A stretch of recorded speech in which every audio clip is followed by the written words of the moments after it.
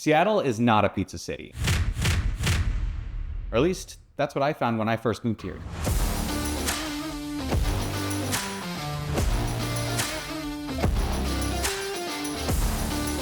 Don't get me wrong, there's a lot of great pizza here. Pagliacci, Talarico's, Big Mario's. I could name drop all day, and they're all amazing options, but, and these might be fighting words, none of them really screamed, Seattle knows its pizza. So I dug deeper. I'm going to share with you 3 standout options that I enjoy that changed my mind about Seattle pizza, and they're all completely different. Welcome to the channel, I'm Kyle Weber, and together we're uncovering what the greater Seattle area has to offer, and these are 3 must-try Seattle pizzas.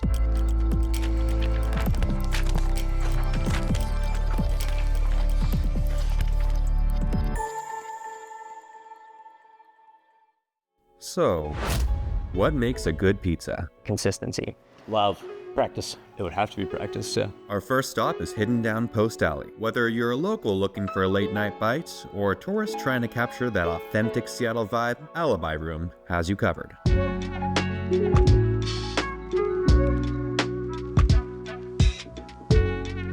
Yeah, I wouldn't go so far as to say it's divey, but there's something very unassuming in here that's just another example of food in Seattle being better than it should be.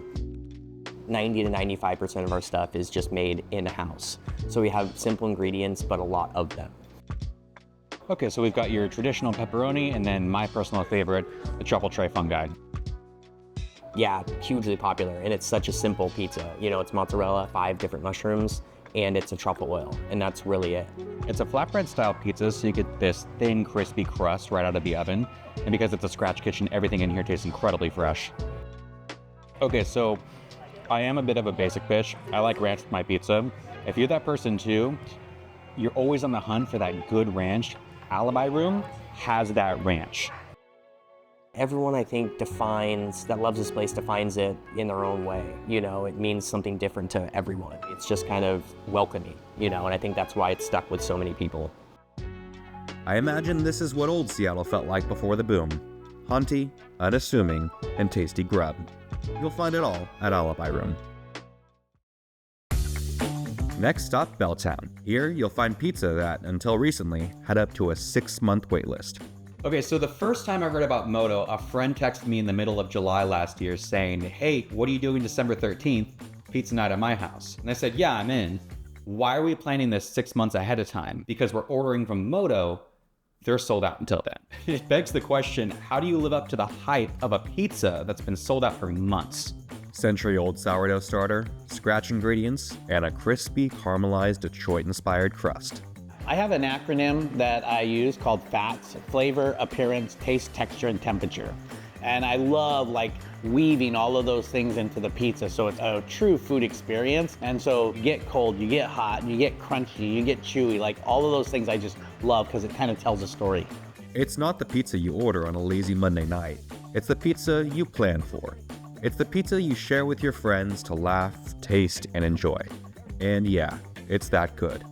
To me, pizza is the vehicle for the community that we build. You share pizza. Shared food is the best food to, celebrate, the interaction that we have with each other. Don't want to wait months to try it? Good news, MOTO now accepts walk-ins. You have a chance every day, but when they're out, they're out. I didn't do a lot of advertising on it because we would get demolished. So it's getting worse and worse with each passing day as people figure it out.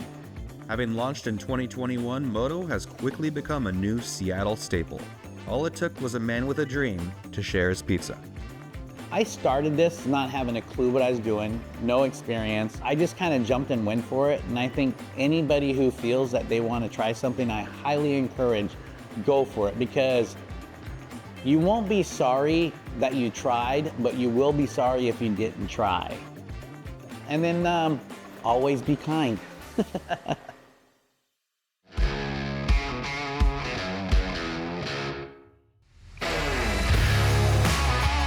Old Log Cabin Distillery. Formerly known as Batch 206, this tasting room has something else hiding behind their award-winning spirits. Dantini Pizza. For me, it's that perfect combination of crispiness, chewiness. It's kind of no-frills pizza. It's cut and dry. There's not a lot of fluff. Dantini itself is takeout and delivery only, but you have a chance to eat it fresh here at the Old Log Cabin Tasting Room.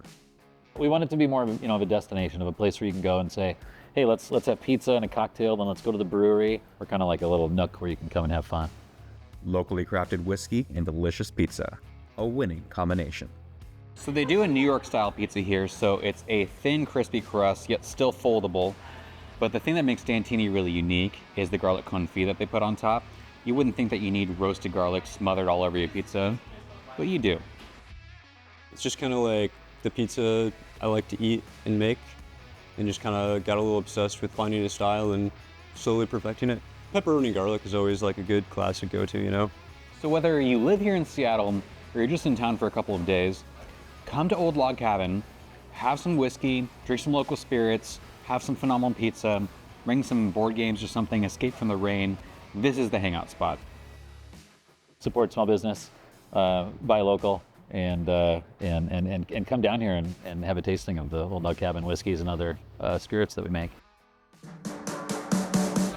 Maybe this isn't a pizza city, but give Alibi Room, MOTO, and Dantini a try, and you might change your mind about pizza in Seattle. Let me know in the comments what your favorite pizzas are in Seattle. Go try these ones if you haven't already. Subscribe to this channel to uncover more spots like these, and I'll see you next time.